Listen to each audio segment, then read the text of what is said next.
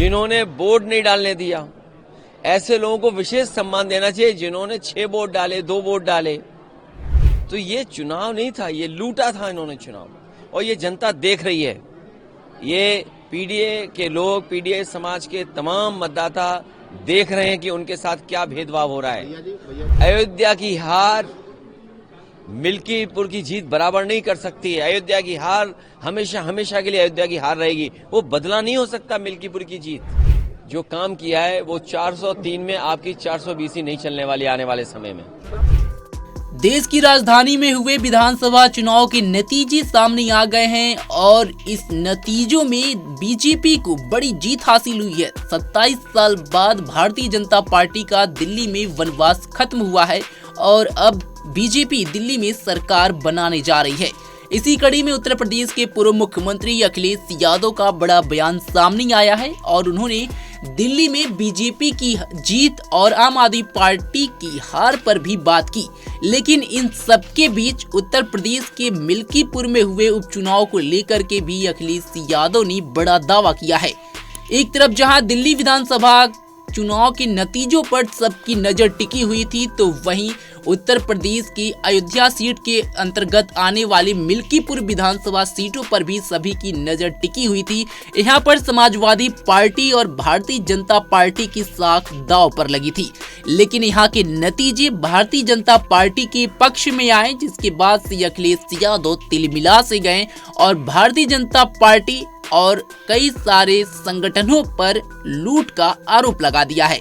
अखिलेश यादव ने एजेंसियों पर भी लूट का आरोप लगाया और कहा कि दिल्ली की जनता ने बीजेपी को चुना, जनता के इस फैसले को हम स्वीकार करते हैं, लेकिन मिल्कीपुर में जो हुआ वो एक तरफ से लूट था। आप भी सुनिए कि अखिलेश यादव दिल्ली विधानसभा चुनाव और मिल्कीपुर में हुए उपचुनाव को लेकर क्या कुछ कह रहे हैं।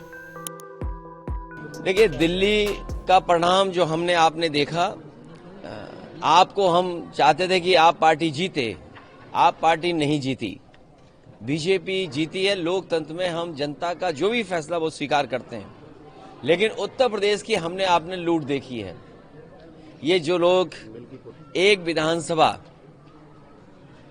पूरी ताकत लगा दी इन्होंने, इन्हें तो लोकतंत्र में कोई बहुत बड़ा सम्मान देना चाहिए। लोकतंत्र में इन्हें सम्मान मिलना चाहिए, उन बीएलओ को सम्मान मिलना चाहिए जिन बीएलओ ने पर्ची नहीं पहुंचाई, नाम काट दिए समाजवादियों के। उन अधिकारियों को भी लोकतंत्र का कोई न कोई पुरस्कार मिलना चाहिए। जिन्होंने बोर्ड नहीं डालने दिया, ऐसे लोगों को विशेष सम्मान देना चाहिए जिन्होंने 6 बोर्ड डाले, 2 बोर्ड डाले।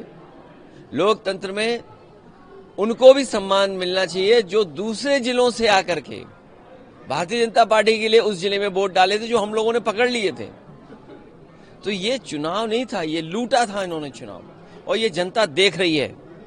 ये पीडीए के लोग, पीडीए समाज के तमाम मतदाता देख रहे हैं कि उनके साथ क्या भेदभाव हो रहा है। जो लोग मिल्कीपुर जीत करके कोई संदेश देना चाहते हैं, अयोध्या की हार मिल्कीपुर की जीत बराबर नहीं कर सकती है। अयोध्या की हार हमेशा हमेशा के लिए अयोध्या की हार रहेगी, वो बदला नहीं हो सकता मिल्कीपुर की जीत। जो लोग ये कह रहे हैं मिल्कीपुर जीत करके बदला ले लिया, अयोध्या का बदला कोई नहीं हो सकता। अयोध्या की जनता ने अयोध्या में जिताया था, ये चुनाव भी जीत जाते, लेकिन इन्होंने बड़े पैमाने पे बेईमानी की है। एक में जीत सकते हो, लेकिन इस तरह की जो काम किया है वो 403 में आपकी 420 ही नहीं चलने वाली आने वाले समय में। चुनाव आयोग पता नहीं जग रहा है, सो रहा है, कहाँ चला गया, इसकी चिंता हमें और आपको दोनों को मिलकर करनी चाहिए। भैया जी, पहले हरियाणा और आप दिल्ली में क्या वो सीट जीते हम लोग, लेकिन कांग्रेस खिलाफ चुनाव लड़ी, आगे भविष्य क्या देखते हैं? इंडिया गठबंधन मजबूत होगा, नहीं, लेकिन हरियाणा इंडिया गठबंधन और मजबूत होगा। हम और आप लोग अपनी कई बार हार से बहुत कुछ सीखते हैं। हार से सीखना ही आने वाले समय के लिए रास्ता बनाता है। और सच्चाई तो यह पत्रकार साथियों, अगर आपको याद हो, चुनाव शुरू होने से पहले मिल्कीपुर का मैंने कहा था कि पत्रकार साथियों आपको जरूर आना चाहिए। ये महाकुंभ की तरह 144 वर्षों बाद ये उपचुनाव हुआ है। ऐसा उपचुनाव आपको 144 साल बाद ही देखने को मिलेगा। आपने ये मौका, आपसे ये मौका खो दिया, चूक गया।